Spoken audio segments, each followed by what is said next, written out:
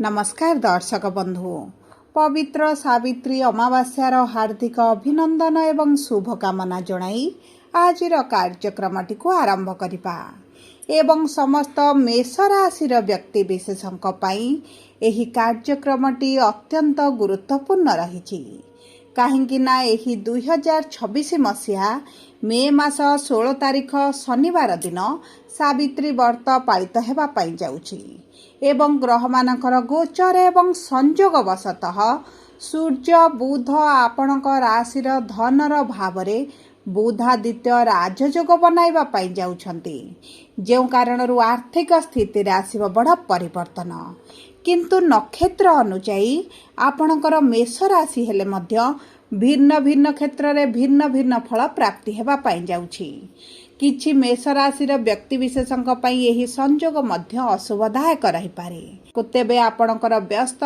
बहुल समय मध्यरु मात्र 10 मिनिट दियंतु एवं निज भविष्यत विषय रे जानतु देखंतु ग्रह मानकर चलन रे बहुत बड़ परिवर्तन एही सावित्री अमावास्या दिन हेबाकु जाउछि एवं जाउ कारणरू आपणक जीवन रे चलीथिबा दुख कष्टर अंत हेबाकु जाउछि पुणी थरे आपणक जीवन रे खुशी फेरिबा पाई जाउछि देखंतु आपणक राशि रे राजयोगर संयोगटी तीनोटी ग्रहक गोचर अनुसार हेबा पाई जाउछि जे आपणकर भाग्यर अधिपति लग्नर अधिपति धनर अधिपति अटंती आपणकर त्रिकोणर भाव को गोचर करुछंती एवं एठारे विराजमान करी आपणक भाग्य रे आनिबे गोटे परिवर्तन अनेक दिगरु अनेक गुड़िए लाभ आपण को प्राप्ति हेबा पाई जाउछि समस्त सुख आपण को प्राप्ति हेबा पाई जाउछि तेबे विलंब न करी आसंतु कार्यक्रमटी को आगो को बढ़ाइबा एवं जानिबा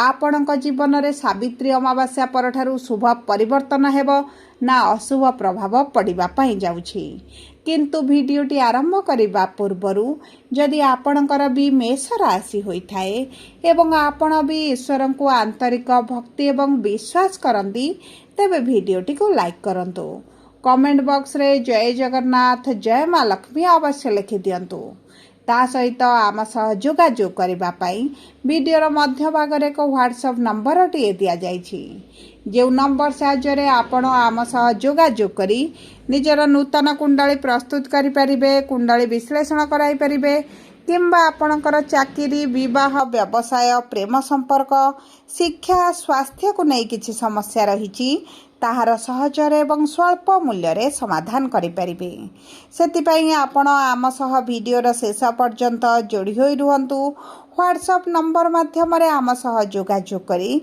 खूब कम मूल्य रे आपणक समस्यार समाधान करंतु एबे आसंतु कार्यक्रमटी को आगो को बढ़ाइबा एवं जानिबा एही सावित्री अमावास्या परठारु आपणकर राशि नक्षत्र अनुजाई कि प्रकार प्रभाव पड़िबा पाई जाउछि देखंतु शनि द्वादश भाव रे सूर्य बुध एकत्र आपणक लग्न भाव रे विराजमान करितबारु आपणकर आर्थिक क्षेत्रटी बहुत अधिक समस्यादायक रहितला आपणक करज बढ़ितला ऋण बढ़ितला अर्थ फसिकी रहिछि मिलि पारु नथिला आपणकर मेडिकल रो अर्थ खर्च हेउछि आपणकर अजथा खर्च गुडाय बढ़ी जाइछि आपणक आय अपेक्षा व्यय अधिक रहुछि पारिवारिक स्थिति मध्य स्वच्छल रथिला पति पत्नी मध्य समस्याटी बढ़ी जाइतिला जो माने प्रेम संपर्क रचंती प्रेम संपर्क परिस्थिति आपणकर बहुत अधिक खराब रहुतिला झबु बळे छोट कथा को नै झगड़ा मनमालिन मतभेद संदेह बळे परिस्थिति मध्य आपणकर देखा देउतिला एवं सबुठारु बड़ कथा हेउची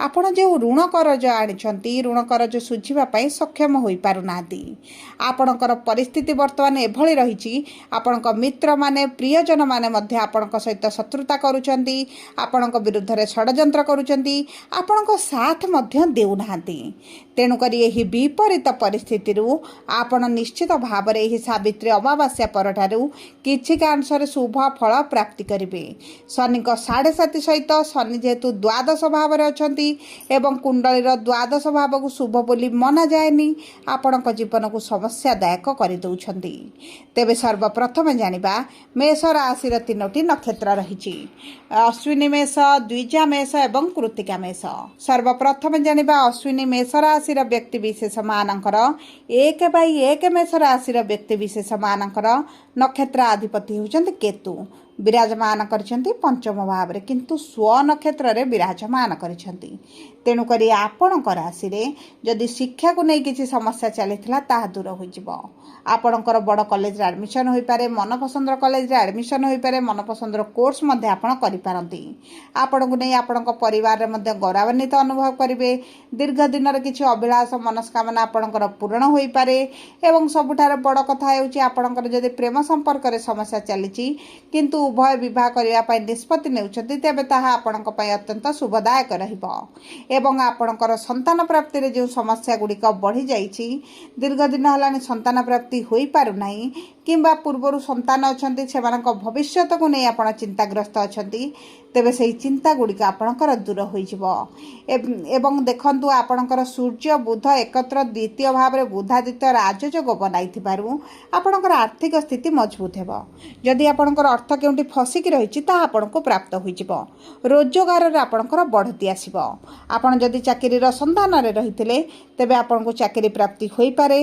जो व्यक्ति माने सरकारी चाकरी पय चेष्टा करूछंती सेमानकु तो अत्यंत शुभदायक फल प्राप्त हेबो। एबे आसंतु जानिबा द्विजा मेष राशि बा 2/1 मेष राशि रो व्यक्ति विशेष मानकर नक्षत्र अधिपति होचंती शुक्र एवं विराजमान करिसंती तृतीय भाव रे एवं देवगुरु बृहस्पति सहित मित्र राशि रे। तेणु करी शुक्रंकर एही गोचरटी आपणक पय अत्यंत शुभदायक रहिबो। देखंतु शुक्रंकर सप्तम दृष्टि भाग्यर भाव को थिबा सहित आपणकर जदि विवाह होई पारु नथला तेबे विवाह आपणकर होई जिवो। विवाह रे जदि विलंब देखिले बयस आपणकर बढ़ी चलीची 35 अतिक्रम करि गलानी किंतु विवाह होई पारु नाही तेबे आपणकर विवाह पई अति प्रबल जोग बनुछि। जदि आपण प्रेम संपर्क रे अछंती, प्रेम विवाह करिबा पई चाहुछंती तेबे मध्ये उत्तम फल आपणको प्राप्ति हेबो। देखंतु आपणक वैवाहिक संपर्क रे जदि समस्या चलीथिला किंबा आपणक जीवन साथी क्यारियर किछि समस्या चलीछि तेबे सेथिरे निश्चित भाव रे परिवर्तन आसीबो। आपण जदि ऑनलाइन रिलेटेड किछि कार्य करछंती, सोशल मीडिया रे अछंती, इन्फ्लुएंसर अछंती किंबा आपणकर एआई बा आईटी सेक्टर कार्यरत अछंती तेबे आपणको निश्चित भाव रे उच्च सफलता प्राप्ति हेबो। प्रमोशन होई पारे, सैलरी इंक्रीमेंट होई पारे किंबा आपणकर पोस्ट परिवर्तन आपण देखि पारंती। एवं आपण जदि किछि जमी भूमि जान वाहन क्रय करबा पई चाहुछंती तेबे भाग्य आपणकर साथ देबो। शरीर रे स्वास्थ्य जगत समस्या जदि आपणकर देखा देउथिला ताहा दूर होई जिवो। मंगल आपणक स्व राशि रे स्व नक्षत्र रे एवं स्व लग्न रे विराजमान थिबारु आपणकर रोग प्रतिरोधक शक्ति वृद्धि घटिबो, कैरियर रे ग्रोथ आसीबो, आर्थिक स्थिति रे परिवर्तन आसीबो, मानसिक दुश्चिंता दूर होई जिवो। एबे आसंतु जानिबा कृतिका मेष राशि बा 3/1 मेष राशि व्यक्ति विशेष मानकर नक्षत्र अधिपति होचंती सूर्य जे आपणक धनर भाव रे विराजमान करिसंती। आपणकर धन धान्य को नै जे कोनोसी समस्या चलीछि ताहा दूर होई जिवो। आपणकर जदि अर्थ केउंटी फसिकी रहिछि ताहा मिलिबार संभावनाटी बहुत अधिक रहिछि। जदि आपण जमी भूमि जान वाहन क्रय करिबा पई चाहुछंती तेबे मध्ये आपणको उत्तम फल प्राप्त हेबो। एवं सबुठार बड़ कथा हेउची जदि आपण पार्टनरशिप रे किछि कार्य करूछंती उत्तम फल आपणको प्राप्ति हेबो। जदि आपण विदेश गस्त करिबा पई चाहुतले, विदेश रे रही किछि कार्य करिबा पई चाहुतले, घर ठारो दूर रे रही किछि करिबा पई चाहुतले तबे आपणको पई अति उत्तम समय रहिछि। किंतु आपणकर जदि पूर्वरु किछि स्वास्थ्यगत समस्या थिला तबे सेति प्रति टिके ध्यान दियंतु। आपणकर चर्मजनित समस्या, गळारे समस्या, तंटी दरज हेबा, पाटी रे इन्फेक्शन हेबा किंबा आपणकर पेटर जंत्रणा हला भली परिस्थिति मध्ये आपणकर आसी पारे। सेति प्रति आपणको दृष्टि देबाकू पड़िबो। एवं ता सहित जदि आपणकर द्वितीय विवाह रे विलंब हेउतला, समस्या हेउतला तेबे आपणकर द्वितीय विवाह एई समय मध्ये रे होई जिवो। सब पर अशुभत्व को दूर करी शुभाशुभ फल वृद्धि करबा पई आपण प्रतिदिन हनुमान चालीसा पाठ करंतु। आपणकर रस्याधिपति मंगलकर बीज मंत्र पाठ करंतु। कुकुर मानकु किछि खाइबा पई दियंतु। प्रातः समय सूर्य को जल अर्पण करंतु। आदित्य हृदय स्रोत पाठ करंतु। एवं शुक्रवार दिन आपणक वैवाहिक संपर्क रे जदि समस्या आसुथिबो छोट कन्या मानकु सबुज रंगर किछि जिनिस दान करंतु। आपणक पई अत्यंत शुभदायक रहिबो। जदि आपणकर मेष राशि होइता वीडियोटी किभଳି लागला कमेंट बॉक्स रे लिखि जणांतु। जदि आपणक प्रियजनकर मेष राशि होइता वीडियोटी तांका सहित शेयर करंतु। जदि प्रथम थर आम चैनल को आसिछंती चैनल टी को सब्सक्राइब करंतु। पाखर थिबा बेल आइकन को प्रेस करंतु। धन्यवाद।